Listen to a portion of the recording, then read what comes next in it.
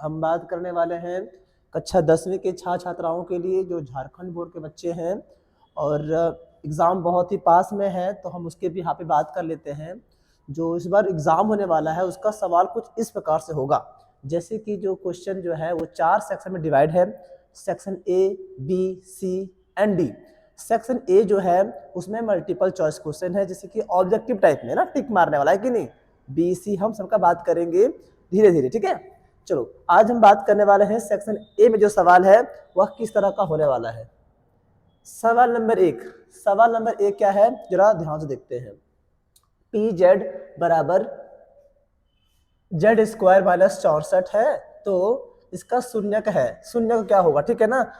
अब स्कूलों में सिखाया गया था जो तरीके से, हम उससे बात करेंगे, और जो एग्जाम में हम लोग बहुत ही कम समय में इस आंसर को टिक कर सकेंगे वो भी तरीका हम बात कर लेंगे, है कि नहीं। तो स्कूल में क्या सिखाया गया था हम लोगों को कि देखो बच्चों, ऐसे लिखा है हमारा सवाल, तो हमें जब निकालना होता है शून्यक, है ना, तो हम इसे क्या करते हैं, शून्य के बराबर कर देते हैं। अब इसका जो मान है वो यहाँ पे दे रखा है, जेड स्क्वायर माइनस का 64 घटा का 64 मतलब बराबर में 0। तो हम अब क्या करेंगे, इस 64 को उधर ले जाएंगे, तो यहाँ पे घटाव में है, उधर जाकर क्या हो जाएगा, जोड़ में हो जाएगा। सीधा ये कर देते हैं।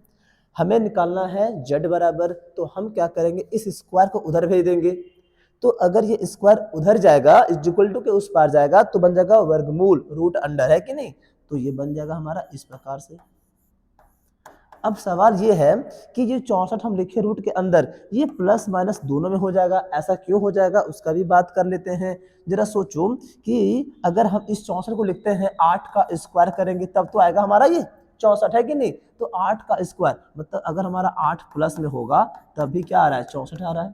अगर हमारा दोनों ये 8 माइनस में होगा, सॉरी थोड़ा सा ये देखो, अगर हमारा दोनों 8 माइनस में होता है तभी क्या आएगा, 64 ही आ रहा है। इसका मतलब ये है कि प्लस माइनस दोनों का मान हम लेकर के चलेंगे, प्लस माइनस, ओहो, प्लस माइनस 8, प्लस माइनस 8 यानी कि जोड़ का 8 घटा का 8, जहां पे ऑप्शन दिखेगा वहां पे टिक करेंगे। ये ऑप्शन एक हमारा सही होता है, ठीक है। चलो इस वीडियो थोड़ा सा लंबा जा सकता है क्योंकि सवाल जो है कम से कम हम 30 करने वाले हैं, जितने भी ऑब्जेक्टिव सब करने वाले हैं, तो जरा ध्यान से इसको देखें और समझे। जहां पे कोई डाउट हो हमें कमेंट करें, उसका हम अगले वीडियो पे इसका उपाय लगा देंगे, उसका सॉल्यूशन ध्यान से देंगे, ठीक है। अगला सवाल है 2 नंबर का, दिए गए बिंदुओं पी क्यू आर में से कौन बिंदु x अक्ष पर प्रतिच्छेद करता है। इसको जरा समझते हैं हम लोग इस प्रकार से, ठीक है। अब सब लोग को याद होगा कि एक इस तरह का होता है, इसको बोलते हैं कार्टेशियन प्लेन, हिंदी में बोलते हैं इसको कार्तीय तल, है कि नहीं। तो इस लाइन का नाम होता है x अक्ष, याद होगा। इस तरह का होता है y अक्ष, है कि नहीं।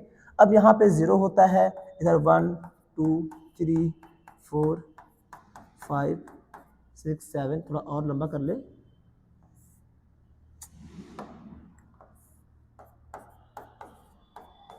ऐसा करके ना।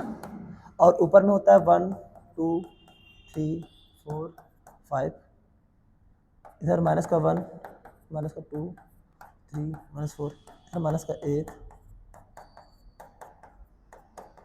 ऐसा होता है कि नहीं। तो पूछ रहा है ना, ये जो बिंदु दिया हुआ है हमारा पी क्यू आर, ये कौन सा बिंदु हमारे एक्स अक्ष को प्रतिच्छेद कर रहा है, ठीक है। आओ चेक करते हैं। एक बात हम और बता दें, जो पहला वाला मान है 0, ये एक्स का मान है, ठीक है। जो दूसरा है वाई का मान है, पहला वाला एक्स का मान है, दूसरा वाला वाई का मान है। वैसे यहाँ पर क्या हो जाएगा, ये एक्स एंड ये वाई हो जाएगा, ठीक है।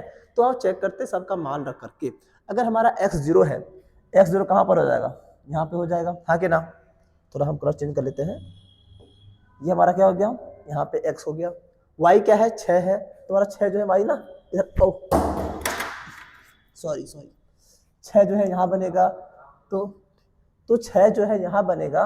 तो जरा चेक कर ले, यहाँ पर अगर हमारा 6 बन रहा है ना यहाँ पर, तो जो हमारा जो प्रतिच्छेद करेगा वो y पे हो रहा है, तो ये लाइन तो हमारा होगा नहीं, यानी कि ये बिंदु जो हमारा नहीं होने वाला है, ठीक है। अगला जो हमारा q है, तो q में क्या है ना कि 7 है, यानी कि वो हमारा x का मान है, तो x का मान 7 यहाँ पर होगा। y का मान 0 है, यहीं पे रहेगा, है कि नहीं। तो ये जो हमारा बन रहा है x अक्ष पर प्रतिच्छेद कर रहा है, ठीक है, ये कर रहा है ना, ये जो है हमारा कर रहा है, ठीक है। एक और चेक कर लेते हैं, r जो हमारा है वह x पे 5 है, x पे 5 है, यानी कि यहाँ पे प्रतिच्छेद कर रहा है, और y पे 0 यानी यहाँ पे है। तो यानी कि ये लाइन भी क्या हो रहा है हमारा x पे बन रहा है, तो ये भी क्या कर रहा है प्रतिच्छेद कर रहा है। अगर हम देखें ऑप्शन में ए बी सी, मतलब कि हमारा जो बिंदु Q है ये भी हो रहा है, R है ये भी हो रहा है, तो एग्जाम में हम दो ऑप्शन तो टिक नहीं करेंगे, हमें कोई एक ही टिक करना है, तो ऑप्शन जो डी है ना हम ये टिक करेंगे, ये टिक नहीं करना है, ये टिक भी नहीं करना है, हमें क्या टिक करना है डी, क्योंकि यहाँ लिखा हुआ है both points Q and R। ठीक है, चलो हम चलते हैं अगले सवाल की ओर। सवाल नंबर 3 क्या है, देखो दो समपरिमेय संख्याओं के बीच कम से कम कितनी भी परिमेय संख्याएं हो सकती है। ठीक है ना, अगर ऐसा सवाल आता है तो इसका आंसर बस एक ही होता है, इसको याद कर लिया जाए। दो विषम संख्या बोले या दो सम संख्या बोले, परिमेय बोले या अपरिमेय बोले, कुछ भी बोलेगा तो इसका आंसर होता है अनगिनत, अनंत तक, क्योंकि इन संख्याओं के बीच में इतना सारा संख्याएं होती है जिसको हम गिन नहीं सकते। जैसे हम बात कर लेते हैं, कोई बोलेगा, जैसे बच्चा कोई बोलेगा कि हम 1 और 2 के बीच पूछ लेते हैं कितनी संख्याएं होगी, तो कोई क्या बोलेगा कि 1.1 आएगा, फिर 1.2 आएगा, लेकिन अगर कोई बात सोचेगा ना कि 1.2 के बीच में क्या आ सकता है और, तो 1.0 बना सकता है। कोई और बुद्धि लगाएगा ना तो क्या सोचेगा कि 1.001 आएगा। लेकिन इस तरह से करते करते हम 1 और 2 के बीच की जो संख्याएं होती है उसको पता ही नहीं कर सकते। जब हम किसी चीज को पता नहीं कर सकते तो क्या बोलेंगे, उसके बीच अनंत संख्याएं होती है। ठीक है, इसका जवाब ये हो जाएगा। हम चलते हैं अगले सवाल की ओर। दो क्रमिक विषम संख्याओं का HCF यानी कि महत्तम समवर्तक क्या होगा। ठीक है ना, दो क्रमिक विषम संख्या है, पहले हम दो संख्या लेते हैं ऐसे जो विषम हो गया कि ना, और क्रमिक मतलब होता है एक के बाद दूसरा।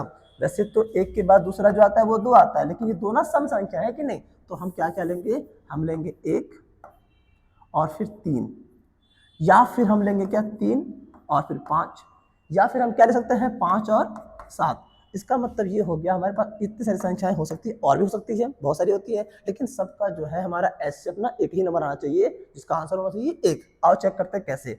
अगर हम 1 और 3 का HCF निकालेंगे तो ऐसे निकालते हैं भाग विधि से, है ना, तो 1 या 3 होता है, ये पूरा कट गया, जो संख्या पूरा शेषफल 0 कर दे HCF ही कहलाता है, आंसर 1 हो जा रहा है। आओ चेक करते हैं एक और सवाल में, क्योंकि एक ही पे हम विश्वास नहीं करेंगे। अगर हम 3 और 5 का HCF निकालना चाहेंगे तो 3 एकाई 3 होता है, 2 बच जाएगा, फिर यहाँ पे 3 आ जाता है, 2 एकम 2, 1 बच गया, अब ये 2 यहाँ पे आ जाएगा और 1 2 ना 2 हो जाता है ना, पूरा कौन काट पाया, हमारा 1 काट पाया। इसी प्रकार से मेरा आंसर जो हो जाएगा वो 1 हो जाएगा, क्योंकि दो विषम क्रमिक संख्याओं का जो HCF होगा वो क्या होगा, 1 होगा। ठीक है, चलो अब चलते हैं अगले सवाल की ओर। अगला सवाल क्या है, इन सम संख्याओं का भी आंसर अगर याद कर लिया जाए तो बच्चों को थोड़ा सा आसान हो जाता है कि टाइम बचता है एग्जाम के दिन। ठीक है, क्योंकि इसका आंसर जो है ना फिक्स है, इसको बनाने की जरूरत नहीं पड़ने वाला। दो चरों y z में रैखिक समीकरण, ये जो हमारा समीकरण है ay जोड़ bz जोड़ c बराबर 0 के कितने अधिकतम हल हो सकते हैं, इसका आंसर होता है अनगिनत। ठीक है ना, इसका आंसर हमारे एनसीईआरटी बुक जो मैथ का है उसको अगर कोई बच्चा उसका जो भूमिका दिया हुआ अगर पढ़ ले तो उसका आंसर एक ही बार में मिल जाएगा, आंसर अनगिनत हो जाए। ठीक है, सवाल चलते 6 नंबर। ये संगत समीकरण युग्म द्वारा निरूपित रेखाएं कैसी होती है, प्रतिच्छेद होती है, समांतर होती है, संपाती होती है, इसमें कोई नहीं होती है। ठीक है ना, तो इस सवाल का जवाब अच्छे से समझाने के लिए हम इसका प्रयोग कर रहे हैं। ये जो हमारा चार्ट है ये हमारे एनसीईआरटी का है, सबको याद होगा। जो बच्चा इसको याद कर लेगा एग्जाम में उसके 2-4 नंबर ऐसे आ जाएंगे बोनस में, क्योंकि सवाल यहाँ से अवश्य आता है। ठीक है, तो इसका मतलब क्या होता है हम जरा बता दें कि जिसमें कोई हल ना हो, जिसमें कोई हल ना हो वो असंगत होती है। वो क्या होती है, असंगत होती है। लेकिन जिसमें एक भी हल हो या बहुत सारे हल हो वो संगत होते हैं। तो यहाँ पर कहोगे कि सर ऑप्शन देखिए जरा, प्रतिच्छेद भी है और संपाती भी है, प्रतिच्छेद भी और संपाती भी है, मतलब कि ये दोनों में क्या है, हल होते हैं तो संगत होते हैं। संगत पूछा है तो हम कौन सा टिक करेंगे, ऑप्शन तो दोनों ही है। तो हम बता दें कि अगर ऐसा सवाल आता है कभी तो आप उसी आंसर को टिक करें, अब उसी आंसर को टिक करें जो ऑप्शन पहले आ रहा है। पहले क्या आ रहा है, प्रतिच्छेद, तो हम क्या टिक करेंगे, ये टिक करेंगे।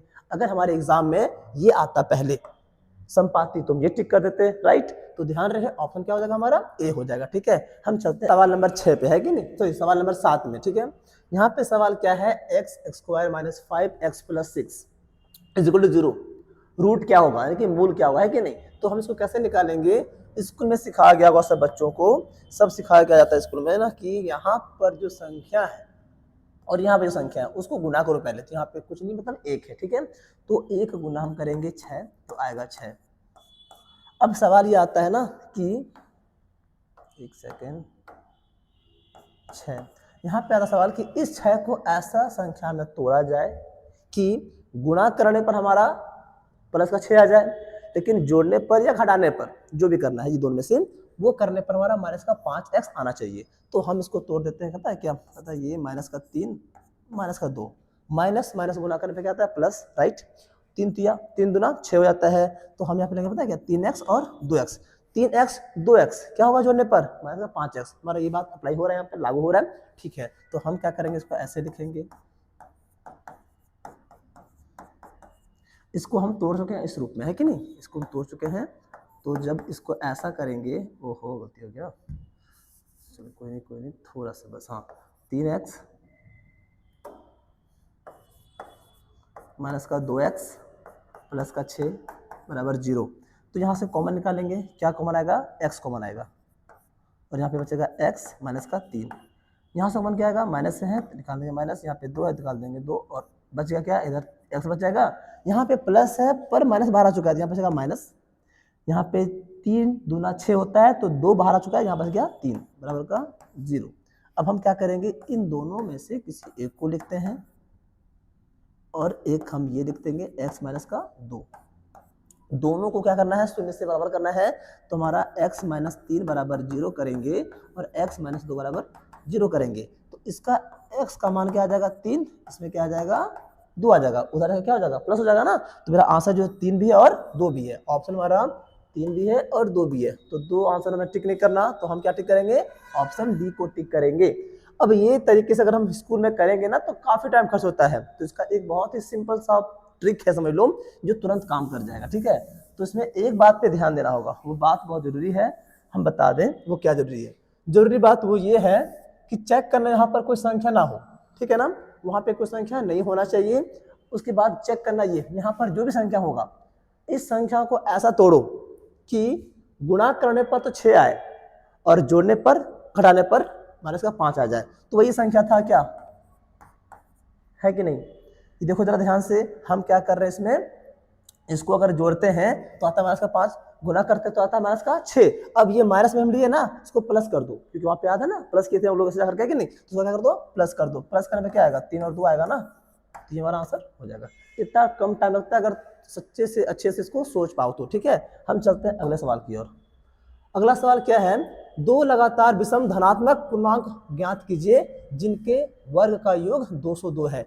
इस सवाल को हम ना एक ऑप्शन हिंट करने वाले हैं, क्योंकि स्कूल मेथड से अगर करते हैं ना तो काफी टाइम खर्च होता है कि नहीं। हालांकि वैसे वीडियोस भी मेरे आने वाले हैं कुछ समय में, तो अभी क्या करते हैं एग्जाम के पर्पस में वीडियो को बना रहे हैं, तो इसको क्या करेंगे हम लोग बहुत ही कम टाइम में जाने का प्रयास करते हैं। सबसे पहली बात, 2 संख्या वो यहाँ पे दे रखा है, सब में 2 संख्याएं दे रखा है ना, तो किन किन का हम वर्ग करेंगे कि 202 आ जाए, ठीक है ना। अगर हम पहला ऑप्शन ले लेते हैं, इसको देखो 15 का वर्ग करेंगे एंड 17 का वर्ग करेंगे, तो वर्ग करना तो सब लोग को आता ही होगा, हम बस गुना कर दो, है कि नहीं, बाकी अभी तो हम सिखाएंगे बाद में वो। तो 15 का वर्ग कितना होता है 225, 17 का होता है शायद 289 होता है शायद, 7 4 बच गया, ठीक है, 14 7 1, हाँ ये होता है। दोनों को जोड़ेंगे तो कितना, क्या देखो 202 आ रहा है क्या, कहाँ से 202 आएगा, तो ऐसे 400 हो जा रहा है, नहीं 500 से प्लस आएगा, तो ये तो रहने से रहा, होने से रहा, ये है ना, ये नहीं होगा। ये चेक कर लेते हैं, 9 का वर्ग 11 का वर्ग, 9 का वर्ग कितना होता है 85 होता है, 11 का कितना होता है 121 होता है, जोड़ो तो जरा, ये 2 हो गया 10 और ये 2, हाँ लो आ गया ना आंसर, ये इसका आंसर हो गया, खत्म बात। क्या अब ज्यादा टाइम लगा, चलो हम चलते हैं अगले सवाल में। निम्नलिखित में कौन एपी की समांतरण श्रेणी नहीं है। अब थोड़ा सा इसमें बात कर लेते हैं, इसमें जो एपी का जो सीक्वेंस रहता है ना, वो किस बेसिस पे रहता है। ध्यान रहे यहाँ जितने पद होते हैं सभी पदों के बीच का जो अंतर होता है उसे कहते हैं सार्व अंतर, और वो समान होता है, यानी कि अगर 2 और 4 के बीच का अंतर देखेंगे तो वही अंतर हमको 4 और 6 के बीच में मिलना चाहिए। अगर अंतर समान रहा तो एपी हो जाएगा, और अगर अंतर समान नहीं रहा तो वो हमारा एपी नहीं कहलाएगा। और चेक करते हैं एक एक करके, है कि नहीं। यहाँ पर 2 और 4 है तो अंतर 2 का है ना, 2 बढ़ रहा है, यहाँ पर भी 2 ही बढ़ रहा है, यहाँ पर भी 2 ही बढ़ रहा है। बोला कि नहीं है, ये तो है, तो टिक तो नहीं ना कर देना है फट से, आगे चेक कर लेते हैं। यहाँ पे कितना 8 बढ़ रहा है, यहाँ भी 8 ही बढ़ रहा है और यहाँ भी 8 ही बढ़ रहा है। चेक कर लो ध्यान से जोड़ करके, तो ये भी एपी है, हमें चेक क्या करना है, नहीं है। यहाँ देखो ध्यान से, यहाँ भी प्लस का 4 हो रहा है, यहाँ भी प्लस का 4 हो रहा है और यहाँ भी प्लस का 4 हो रहा है, मतलब कि ये तीनों ऑप्शन नहीं है, तो यही होगा ना हमारा। और चेक कर लेते हैं ना ज्ञान के लिए, क्या इधर देखो तो 3 बढ़ रहा है, यहाँ पे 5 बढ़ रहा है, यहाँ पे 7 बढ़ रहा है, कहाँ से रहा बताओ, ये एपी है ही नहीं, क्योंकि सार बनता इसका अलग अलग आ रहा है। ठीक है, जिस बात है बस। हम चलते हैं सवाल नंबर 10 की ओर। ये देखो एपी का सवाल फिर से आ गया, 1 4 7 10 के 28वें पद का मान क्या होगा। मतलब की बात है, यहाँ पर अगर 1 है, 4 है, 7 है, 10 है, ऐसा करते करते जो हमारा 28वां पद होगा, जैसे कि ये हमारा पहला पद है, दूसरा पद है, तीसरा पद है, चौथा पद है, ऐसा करते करते 28वां पद क्या होगा। तो इसको निकालने का एक बहुत अच्छा सिंपल सा फॉर्मूला है, जो याद करना काफ़ी कठिन नहीं है। वो फॉर्मूला हमारा ये है, an is equal to a plus n minus 1 d। अब a क्या होता है, d क्या होता है, n क्या होता है, यहाँ ध्यान से देखो, जो हमारा होता है पहला पद, हाँ, जो होता हमारा पहला पद होता है, इसी को a1 बोलते हैं और a भी बोलते हैं। मतलब पहला पद क्या है, 1 है, और d क्या होता है, d होता है हमारा क्या, दूसरा पद, ये वाला घटाव का पहला पद, मतलब कि 4 घटाव का 1, क्या बच गया 3। और n क्या होता है कि nवां पद निकालना हमको ना, तो n देखो को दे रखा है ना, n कितना है हमारे पास 28 है। अब इन मानों को इस फॉर्मूले में क्या करेंगे, फिट कर देंगे, है कि नहीं। जब फिट कर देंगे तो आंसर आ जाना चाहिए। तो हमें a 28 निकालना है, क्या a 28 निकालना है।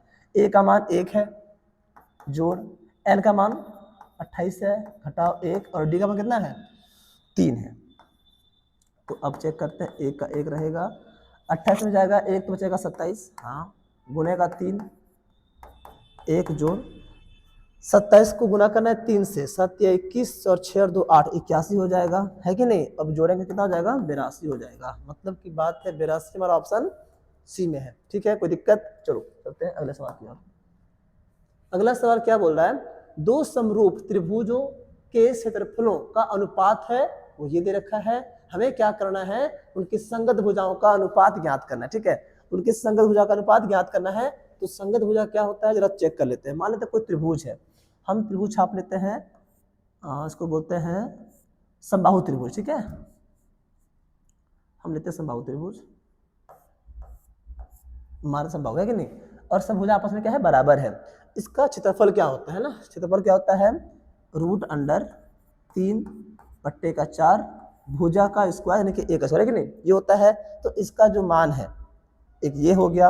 अब इसको पता हम क्या बोल लेते हैं, इसको बोल लेते हैं त्रिकोण नंबर 1, ये हो गया त्रिकोण नंबर 1, यानी त्रिभुज, सॉरी त्रिकोण नहीं, त्रिभुज, त्रिभुज 1 का क्षेत्रफल। वैसे क्या हो जाएगा, त्रिभुज 2 का क्षेत्रफल। तो दोनों का जो है वो दे रखा है। हम जरा सवाल को करते हैं एकदम शॉर्टकट में, है कि नहीं। जैसे हम बात कर लेते हैं, ये होता है जो, ठीक है, और अनुपात में दे रखा है, मतलब कि बट्टा में दे रखा है का क्षेत्रफल, ठीक है ना, बराबर में दे रखा है क्या 16:81। ठीक है, तो त्रिभुज 1, अभी हम लिखे थे क्या, क्षेत्रफल क्या होता है बता दे जरा सा, ये होता है कि नहीं। तो हम इसका मान वहां पे फिट करते हैं, यानी कि अगर इस रूप में दिया हुआ है, त्रिभुज 1 के लिए करेंगे हम a1 और बट्टा में a2 का स्क्वायर बराबर इधर रखा है। तो ये आपस में दोनों कट जाएगा, क्या बचेगा, बचेगा तो सिर्फ क्या a1 का स्क्वायर और बट्टे में a2 का स्क्वायर बराबर ये बचेगा। अगर हम इस स्क्वायरों को उधर भेज देंगे तो ये क्या बन जाएगा, क्या बन जाएगा, ये बन जाता है हमारा √16 एंड √81। अगर हम इसका रूट निकालेंगे तो 4 आएगा और बट्टे का ये हमारा 9 आ जाएगा, ओ सॉरी 9 आ जाएगा, है ना, 9 आ जाएगा। तो a का मान क्या हो जा रहा है हमारा 4 और b का मान हमारा हो जा रहा है 9, यानी कि इसका जो अनुपात निकालेंगे क्या आ जाएगा, ये कहाँ पे ऑप्शन है, ऑप्शन नंबर सी हो जाएगा ना। बहुत ज़्यादा मुश्किल नहीं है।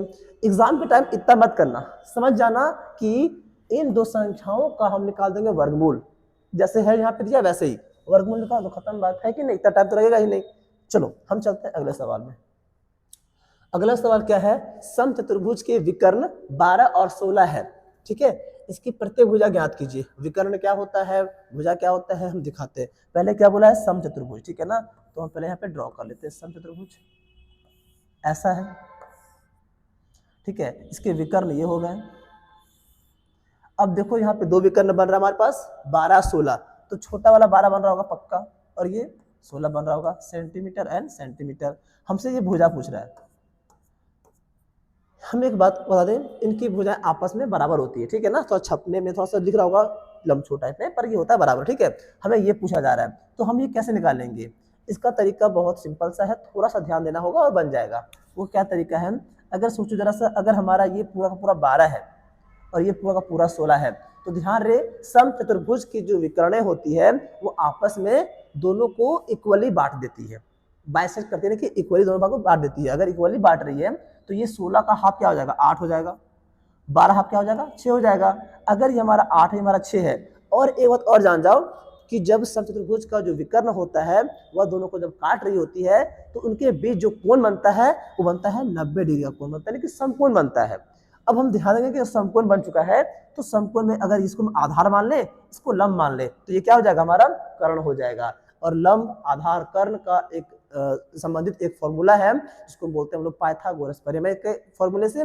तो उसके माध्यम से पता है कर्ण निकाल लेंगे, कर्ण निकाल लेंगे तो हमारा उसका भुजा निकल जाएगा। और चेक करते हैं, हम ध्यान देंगे, इसको अगर मानते हैं लंब, तो लंब मानेंगे तो क्या हो जाएगा, पी का स्क्वायर, सॉरी मतलब पी बराबर क्या हो गया, 6 हो गया, और ये आधार मतलब बी बराबर 8 हो गया। हमें एच निकालना होगा, तो क्या होता है फॉर्मूला पता होगा ना, एच स्क्वायर बराबर पी स्क्वायर बराबर बी स्क्वायर। ये हम लोग को निकालना है एच बराबर, तो ये कर दो ऐसे, पी का वर्ग करना है, यानी कि पी का वर्ग करना कितना, 6 का वर्ग 36 और ये 8 का वर्ग 64, करने पे कितना आएगा, 100 आएगा, यानी कि कितना आएगा, ये 10 आएगा, 10 आएगा। 10 कहाँ है, ऑप्शन सी, ठीक है। बहुत टाइम वेस्ट नहीं करते, वीडियो काफी लंबा हो जाएगा, ठीक है। अब चलते हैं सवाल नंबर 13। दो अक्षों के प्रतिच्छेदी बिंदु को क्या कहते हैं, इसको याद करना है हम लोगों को, ठीक है ना। ये दो प्रतिच्छेदी रेखा है, इस जगह को क्या बोलते हैं, तो मूल कहते हैं या फिर ओरिजिन कहते हैं। ऑप्शन नंबर हमारा बी हो जाएगा, ठीक है। चलो अगले सवाल में, y अक्ष से 8 इकाई युग्म और x अक्ष पर एक बिंदु P स्थित है, तो P का मान देखो, P का निशान क्या होगा कि नहीं, मान लेते कोई बिंदु है P है, इसका जो निर्देशांक है वह यहाँ पे देखो x अक्ष का 8 दे रखा है, तो दूसरा क्या हो जाएगा, अगर ये हमारा बिंदु अगर x पे बन रहा है, क्या बोल रहा है, x अक्ष पे बन रहा है और x का मान यहाँ पे 8 दे रखा है, तो जाहिर सी बात है कि हमारा जो y होगा ना वो 0 होना चाहिए, तब तो बनेगा लाइन पर। तो आंसर क्या हो जाएगा हमारा, ए हो जाएगा। x 8 हो गया, y क्या हो जाएगा, 0 हो जाएगा, ठीक है। अगले सवाल में चलो, हाँ ये देखो cos a बराबर 3/5 दे रखा है, तो हमें sec a का मान ज्ञात करना है। तो अगर इसको मैं ऐसे लिखते हैं, cos a बराबर 3/5, तो हमारा sec a का मान क्या हो जाता है, क्या होगा, ठीक है ना। तो जरा चेक करो, cos के बदले में हम क्या क्या लिख सकते हैं, तो हम cos के बदले में 1/sec लिख सकते हैं, बिल्कुल लिख सकते हैं। ये होता है फॉर्मूला, याद करा दिया जाएगा तुम लोगों को, बुक में देखो याद करो। अब ध्यान से देखो, cos का a का मान जब अगर हम 3/5 लिखते हैं तो 1/sec है, तो हम इसका मान क्या रखेंगे, क्रॉस मल्टीप्लाई करेंगे। जब क्रॉस मल्टीप्लाई करेंगे ना तो ये हो जाएगा 3 sec a बराबर का 5, हमें sec का मान पूछा जा रहा है, तो हम इसको क्या करेंगे, नीचे ले आएंगे, तो sec a का मान क्या हो जाएगा, 5/3, कितना आ गया, 5/3, ऑप्शन सी है ना। बहुत मुश्किल नहीं है, अगर चीजों को याद कर लिया जाए तो बनाने में काफी समय नहीं लगता है, बहुत तुरंत मतलब बहुत कम समय में बन जाता है। एक और सवाल आ गया हमारा, sec a जोड़ tan a को गुना करना है 1 - sin a के साथ, तो क्या आएगा। चलो ठीक कर, अभी इसको बनाते हैं, जरा क्वेश्चन को लिख ले पहले।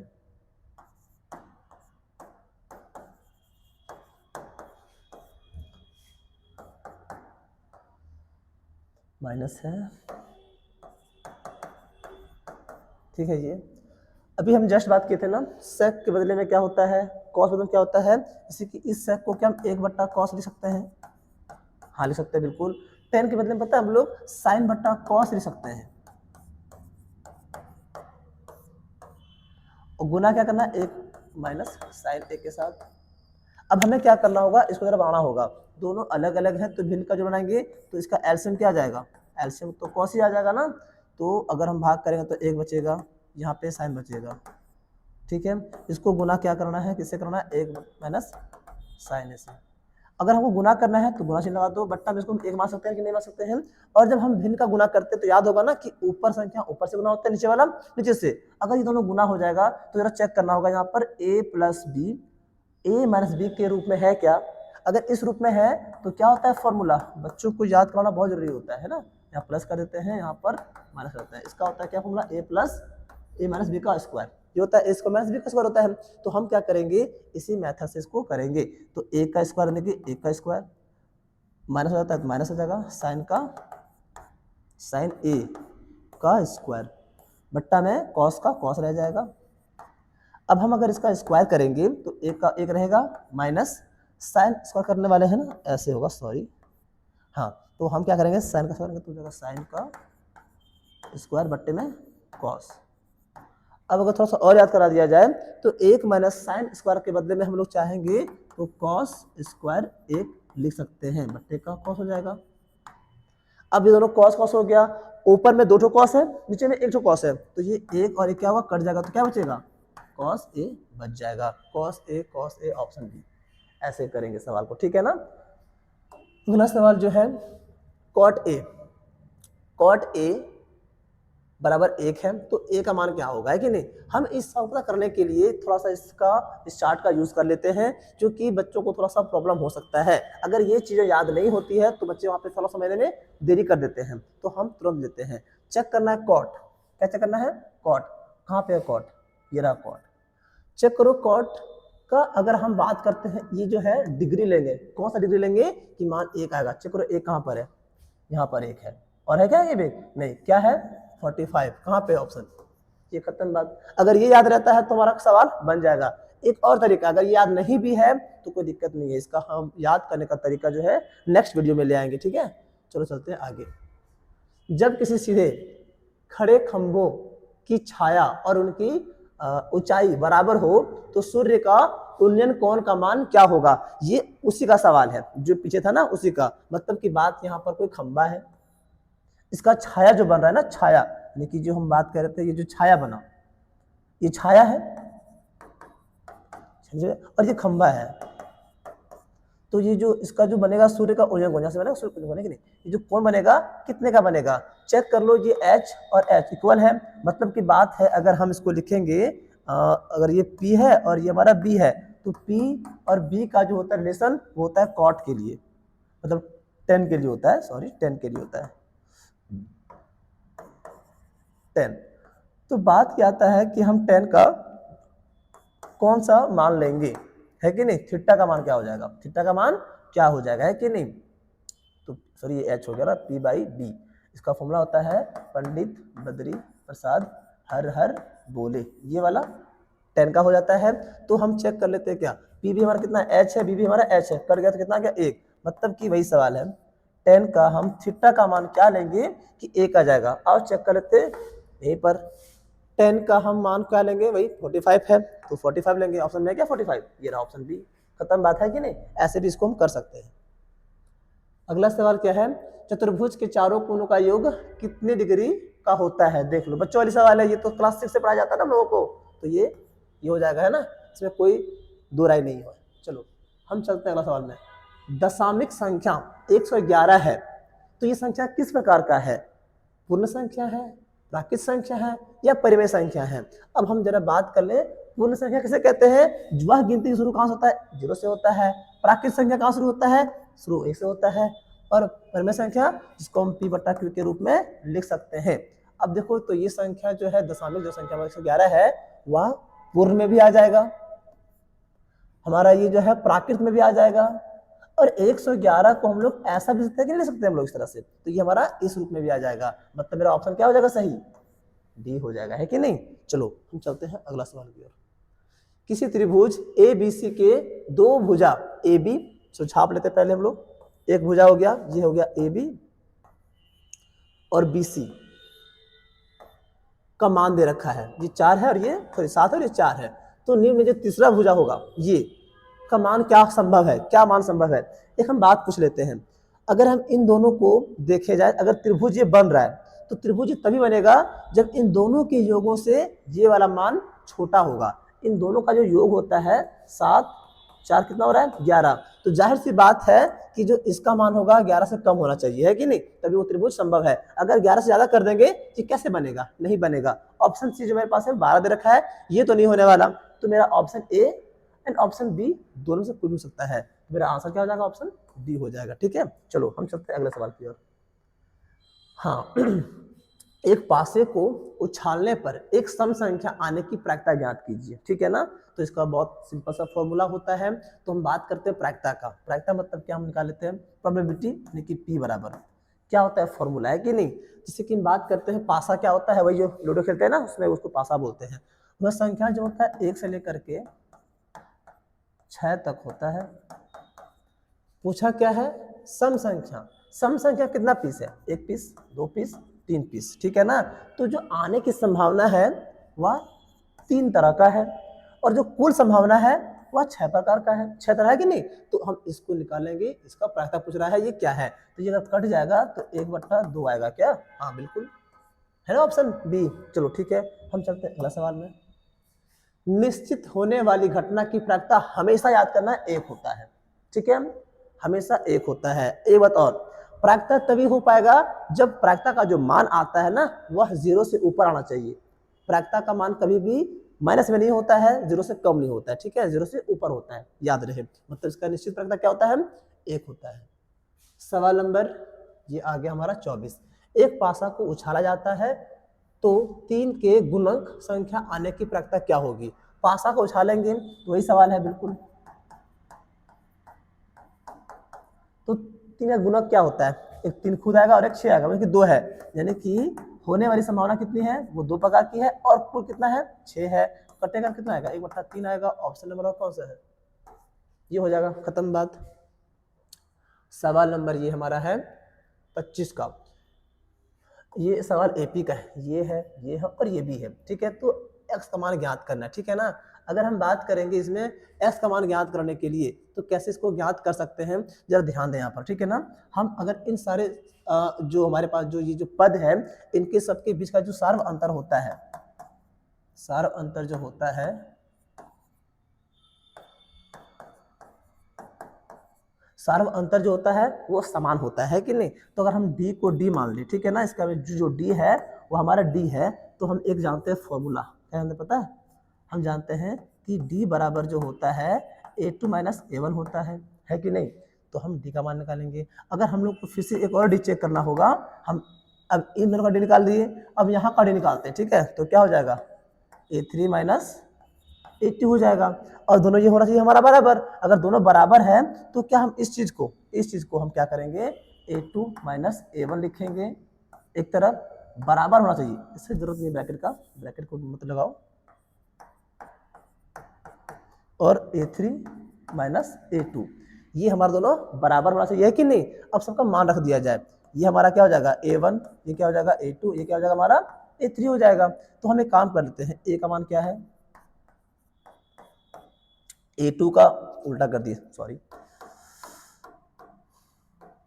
a2 का मान क्या है, ये है a2 का मान 3x माइनस a1 क्या है, तो a1 हमारे पास क्या है x माइनस सॉरी प्लस का 3 बराबर a3 क्या है, ये रहा a3 एक तरफ, माइनस का a2 क्या है, तो हमारे पास 3x है। ठीक है, इसको सॉल्व करेंगे तो हमारा x मान आ जाएगा, है कि नहीं। तो 3x का 3x रहेगा, माइनस प्लस हो जाएगा माइनस का x, और ये हो जाएगा माइनस का 3, फिर प्लस मतलब माइनस प्लस गुना करके हो जाएगा माइनस, बराबर ये 4x ऐसे रहेगा। सॉल्व करो, अगर हमारा 3x में से एक x चला जाएगा तो क्या बचेगा, 2x, माइनस का 3 बचेगा, 4 और 3, 4x में से 3 चला जाएगा तो क्या बचेगा, 1x बचेगा प्लस का 2। हम एक काम करते हैं, इस x को ले आते हैं इस तरफ, इस 3 को लेते हैं उस तरफ, है कि नहीं। तो बात यहाँ पर आ जाता है, उधर जाएगा माइनस हो जाएगा प्लस, तो 2 में जाएगा 1 बचेगा x, और ये बचेगा हमारे पास 5। x का मान कितना आ सकता है, 5। Option number B. कैसा लगा जरूर बताएं, ठीक है, कमेंट करके। सवाल नंबर हम करते हैं 26, है कि नहीं। हमको क्या करना है, माध्य निकालना है। तो माध्य का फॉर्मूला क्या होता है, ठीक है, माध्य बराबर क्या होता है, याद करना बहुत मुश्किल नहीं है, ठीक है ना। माध्य का फॉर्मूला क्या होता है ना कि सभी जो संख्या दे रखा है ना, संख्या दे रखा है उसका योग, तो सभी संख्याओं का योग, ये सब लिखने का जरूरत नहीं पड़ता है, ऑब्जेक्टिव है ना, सभी संख्याओं का योग बट्टा सभी संख्याओं की, मतलब नंबर ऑफ टर्म्स है कि नहीं, कितनी संख्या है कि नहीं, एंड संख्या का संख्या जो भी है, हम इसको संख्या की संख्या में इसको संख्या बोल सकते हैं, हम इसको क्या बोल सकते हैं पता है, चलो संख्या, जितना भी संख्या है यहाँ पर दिया गया, संख्याओं की संख्या जितनी भी है, ठीक है, संख्याओं की संख्या, इसको हम तो याद नहीं करते हैं। तो माध्य हमारा जो है वो दे रखा है कितना, 10 बराबर, हम बात करते हैं संख्या क्या क्या है, तो जरा चेक कर ले, यहाँ पे संख्या हमारा 5 है, 6 है, 8 है, 9 है और 11 है, सॉरी x भी तो है, x है और 11 नहीं 13 है ना वो। और ये कितने परिणाम हैं, टोटल जो संख्या है कितने हैं, 1 2 3 4 5 6, ये 6 है। अगर हम इसको हल करते तो हमारा x का मान आ जाना चाहिए, ठीक है। तो एक काम करते हैं, इसको हम जोड़ लेते हैं, तो 10 बट्टा, सब जोड़ो तो जरा सा, 11 हो गया और ये हमारा हो जाएगा 19, हो जाएगा 28, 28 और 13 हो जाता है हमारे पास, 28 और 3 हो जाएगा 31, 41, 41 जोड़ x बट्टे का 6। हम क्या करेंगे, क्रॉस मल्टीप्लाई करा देंगे, तो ये गुना इससे हो जाएगा, इससे हो जाएगा कि नहीं, मतलब करा देते हैं, तो 41 प्लस का x रहेगा इज इक्वल टू, गुना क्या आ जाएगा, ये 6 60 हो जाएगा। हमें अगर x निकालना होगा तो गुना के कितना आ गया, 60 आ गया, प्लस का हो जाएगा माइनस, तो x बराबर क्या हो जाएगा हमारे पास, कितना बचेगा, 19 है ना, x का कितना आ गया 19, ऑप्शन नंबर बी हो गया, ठीक है। सवाल नंबर हम करते हैं 27, ठीक है। अब देखो यहाँ पूछा जा रहा है बहुलक, तो इसमें ना अगर हमारा सवाल ये आता है ऑब्जेक्टिव टाइप में, ठीक है, तो उसको बनाएंगे नहीं। बहुलक मतलब होता है इसमें जो बहुवचन, मतलब बहुत सारा जो दिख रहा है नहीं, जो अधिक दिख रहा है, तो इसको देखो, तो यहाँ पे 2 1 2 3 4 5 है, 6 एक ही है, 4, मतलब सबसे ज्यादा हमको यहाँ पे क्या दिखाई पड़ रहा है, 2, मेरा आंसर 2 हो जाएगा, ठीक है। ऐसे करते हैं सवाल को, बाकी गलत नहीं होगा। यहाँ देखते हैं माध्यिका निकालते हैं, ठीक है ना, तो बीच में कौन है, मीन निकालने बोला है कि नहीं, तो ध्यान दो, इसको पहले काम करो ना, अरेंज कर दो, अरेंज कर दो, पता कैसे, असेंडिंग ऑर्डर में, मतलब कि सीक्वेंस में है कि नहीं, पहले क्या लिखेंगे 7, फिर क्या लिखेंगे 7 के बाद क्या आएगा, फिर आएगा 8, लेकिन चेक करो 7 और भी है क्या, नहीं, फिर 8 लिखो, फिर क्या लिखो 9 लिखो, फिर क्या लिखो 10 लिखो, फिर सॉरी 10, फिर लिखो 11, 11 के बाद फिर 12 लिखो, फिर क्या लिखोगे 13,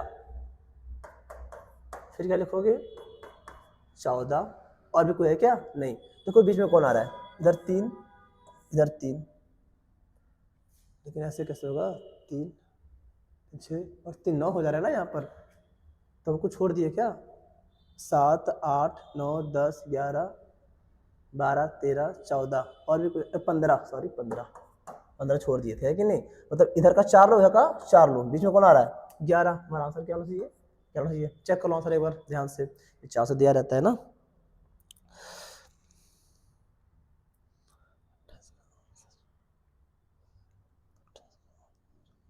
ठीक है, ऐसे कर लेंगे। लेकिन अगर ये सवाल आता है हमारा वहां पे क्या बोलते हैं सब्जेक्टिव में ना, बनाने वाले में, तो ऐसे नहीं करना है, उसका अलग तरीका होता है, बनाएंगे हम अगले वीडियो में, ठीक है। सवाल नंबर 29 आ जाता है, यदि दो वृत्तों के केंद्रों के मध्य दूरी उनकी संख्याओं के योग से अधिक हो तो उनकी उभयनिष्ठ स्पर्श रेखाएं कितनी, मतलब संख्याएं क्या होगी, मतलब अगर हम बनाए यहाँ पे 2 ठो त्रिज्या, मतलब सॉरी 2 ठो वृत्त बनाते हैं, 1 2 बना दिए, क्या बोल रहा है 2 बना दिए, केंद्रों के मध्य की दूरी, इन दोनों केंद्रों का जो बीच में दूरी होगा